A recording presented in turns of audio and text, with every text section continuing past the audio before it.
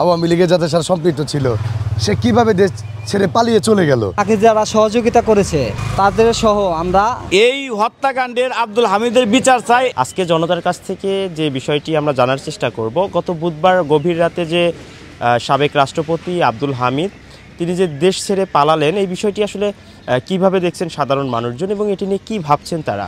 তো চলুন শুনে আসা যাক। আব্দুল হামিদ ছিল আওয়ামী লীগের রাষ্ট্রপতি, দুবারের রাষ্ট্রপতি এবং এমপি ছিল, স্বৈর শাসক আওয়ামী লীগের এমপি ছিল এবং ছাত্রলীগের সেন্ট্রাল কমিটির প্রেসিডেন্ট ছিল।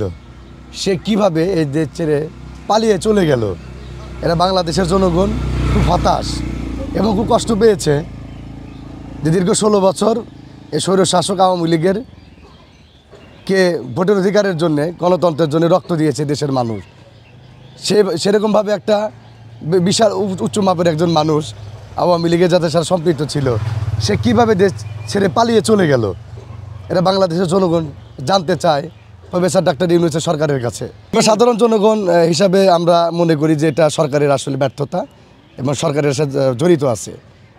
কেননা যে তার সংস্থা ডিজিএফআই আছে, এনএসআই আছে এবং তাদের বিভিন্ন সংস্থা আছে।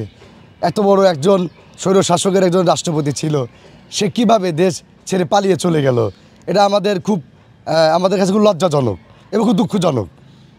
আমরা বাংলাদেশের জাতি হিসাবে, সাধারণ জনগণ হিসাবে এটা আসলে আমরা মেনে নিতে পারতেছি না।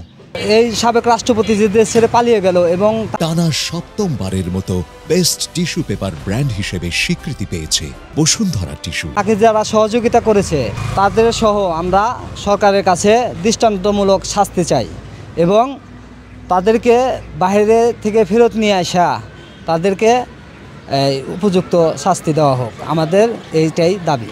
সাবেক রাষ্ট্রপতি এই আব্দুল হামিদ এই জুলাই আগস্টে যে হত্যাকাণ্ডগুলো হয়েছে এবং শেখ হাসিনার নেতৃত্বে এই হত্যাকাণ্ডের সাথে আব্দুল হামিদের জোরালো ভূমিকা ছিল এবং সে কিভাবে দেশ থেকে পালাইলো, এই হত্যাকাণ্ডের আব্দুল হামিদের বিচার চাই এবং তাকে পালানো যারা সাহায্য করছে আমরা এদেরও সঠিক তদন্তের মাধ্যমে এদেরও বিচার চাই। রাষ্ট্রপতি জনাব সম্মানিত রাষ্ট্রপতি আব্দুল হামিদ দেশ ত্যাগ করেছেন।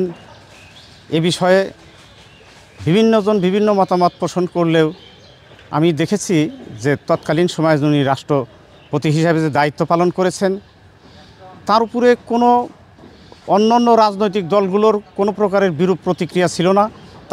তাকে সকলেই ভালোবাসতেন, তাকে সকলেই মূল্যায়ন করতেন।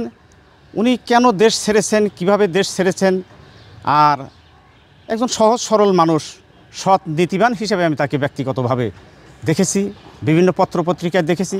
ওনার দেশপ্রেম ছিল, ওনার দেশপ্রেম হিসাবে কোনো ঘাটতি ছিল না।